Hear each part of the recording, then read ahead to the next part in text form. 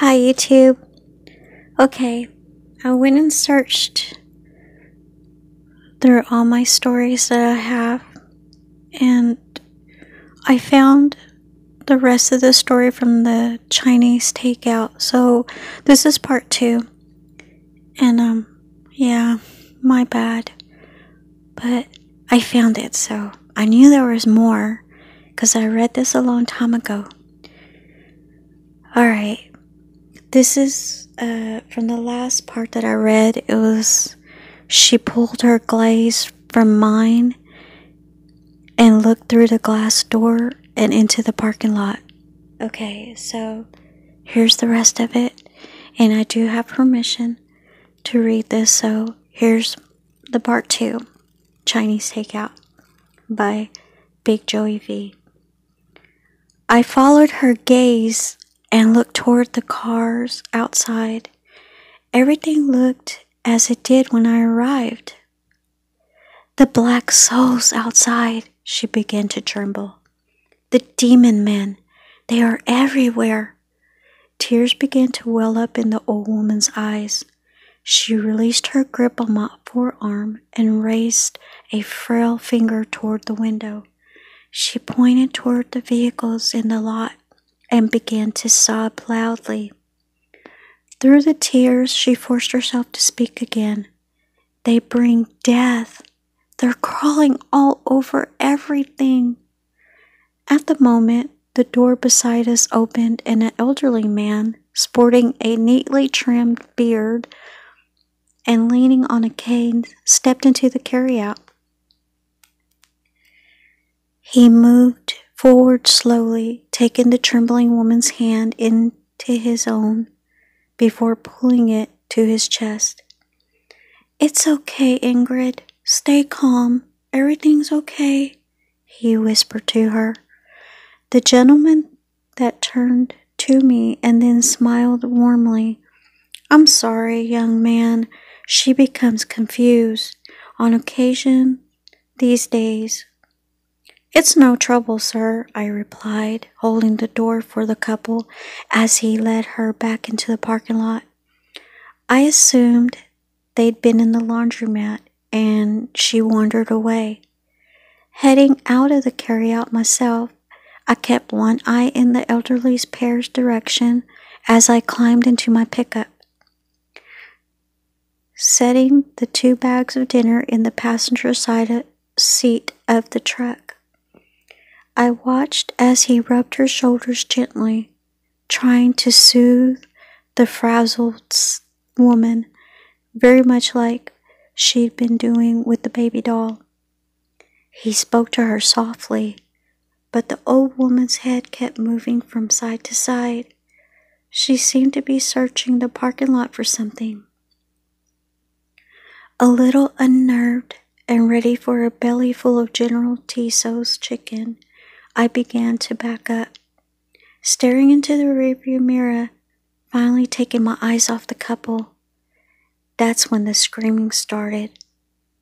"Don't make me go back there," the woman screamed, fighting back tears.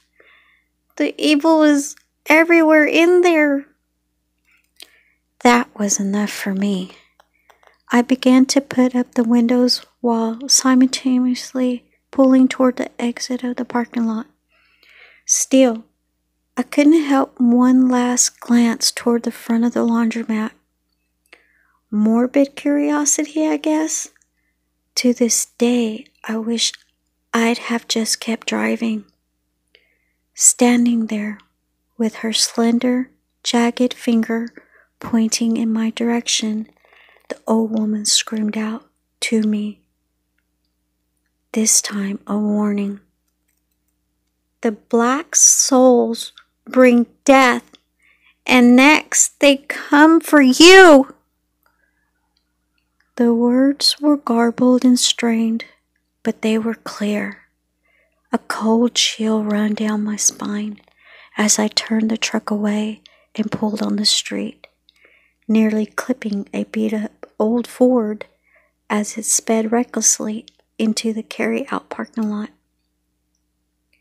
In the 15 minutes it took to get home, I lost myself in the warm autumn air and the music blasting out of my speakers, with the exception of a local cop flying past me with his lights flashing and siren blasting. The ride had been peaceful, allowing me to shake off the incident at the Chinese place. Once through my front door, I dished out the kids' meal and carried my wife's dinner as well as my own upstairs to where she was resting off the migraine. I didn't want her to eat alone.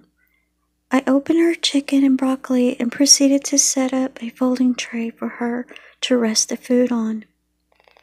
Only it wasn't chicken and broccoli. The restaurant had screwed up and sent her beef instead. Always something, isn't it? Had it been my food that was screwed up, I'd just grin and bear it. However, my wife doesn't eat red meat. I offered her the General Tso, but she wasn't feeling well and didn't want anything spicy. I got that and wrapped the beef and broccoli back up to take back so the takeout place could get it right. Ignoring her objection, I closed the lid on my dinner and called Ming's #1 to inform them of the error and hopefully expedite my trip a bit. Strangely, they didn't answer.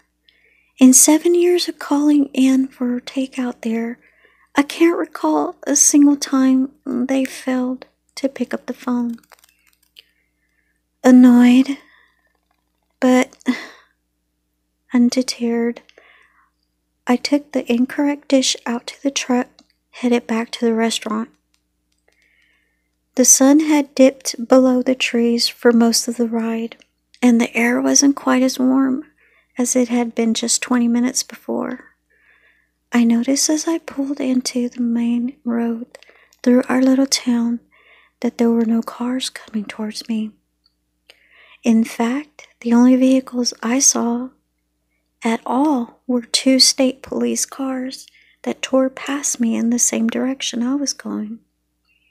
I recall thinking that it must have been a nasty wreck on the interstate.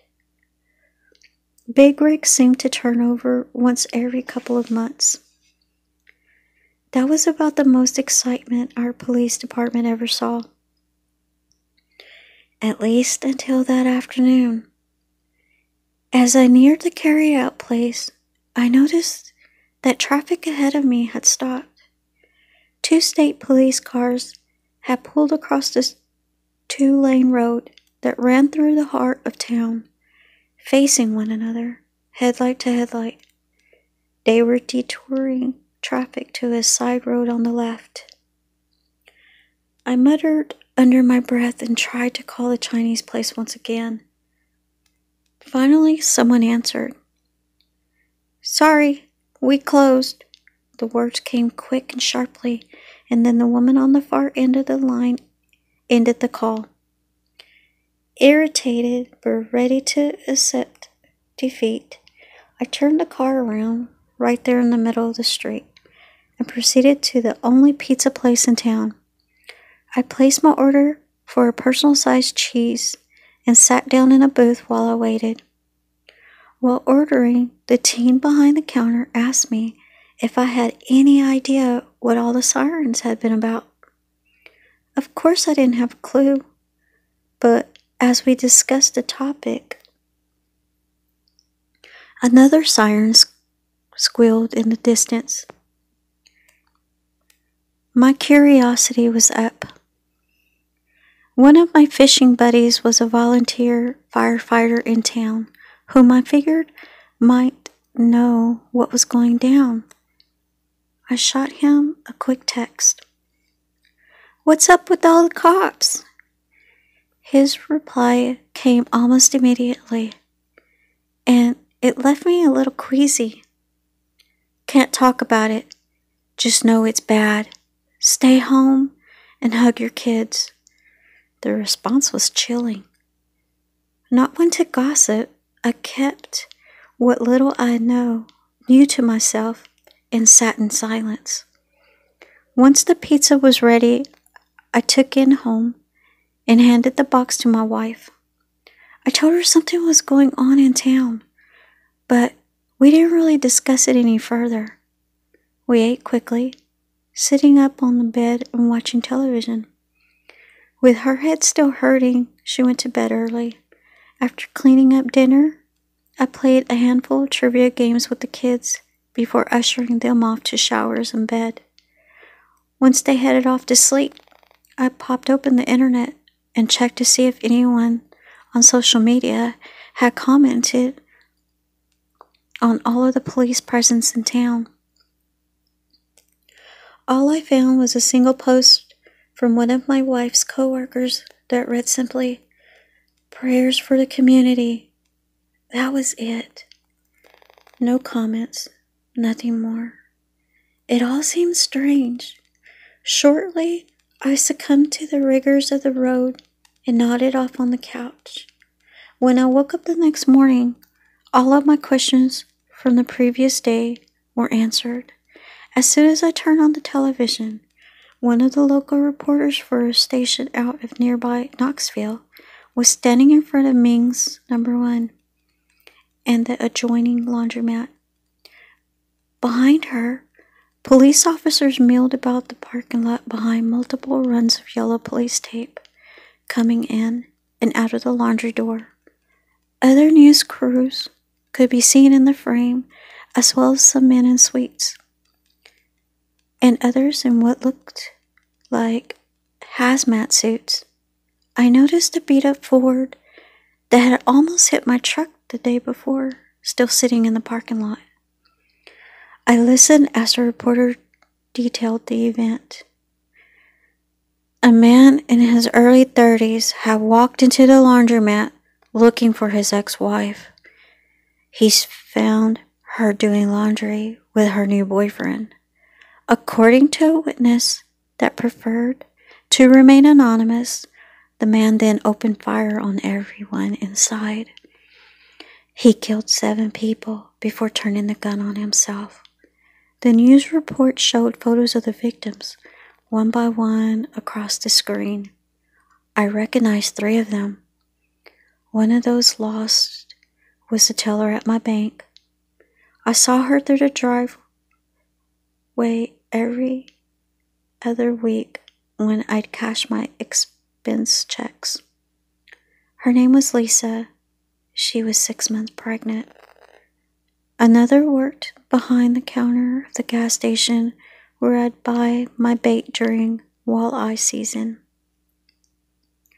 The last victim the news mentioned was a special needs student that went to the same school as my kids. I sat in silence for a long time. I could not believe such evil had come to our little town. Then I remembered the old woman. I remembered the terror in her eyes when talking about the black souls surrounding the laundromat. The shakiness in her voice when she said they brought death. Had she been right? Could she really see something the rest of us could not? Was she more in tune with the world beyond this one? Because she was getting close to joining it. My blood ran cold. And then I thought about her jagged finger, that finger, pale and veiny, pointing at me, warning me that the next time the black souls, those bringers of death, were coming for me. I think about that old woman a lot now. Whenever I see someone staring into the distance, seemingly at nothing, whenever I hear someone talking to themselves, or to no one in particular, whenever I see someone who seems to just not be with it, and I think about that old woman and her warning. Every night when I lay down to sleep, when I wake, will those black soul bringers of death be waiting for me? Assuming they let me wake up at all. I was so glad to find that one. Wow, the rest of that story, Chinese Takeout. I am so sorry. I could I knew there was more. I was like, oh, I found it. So what did y'all think? I'm so sorry for making a part 2. I'm glad I found it though. Let me know in the comments below what y'all thought about it. I liked it. Oh my gosh, that's so scary. But, okay. Well, don't forget to like and subscribe, please. And thank you for taking time out to listen to the whole story. Thank you, y'all. Bye.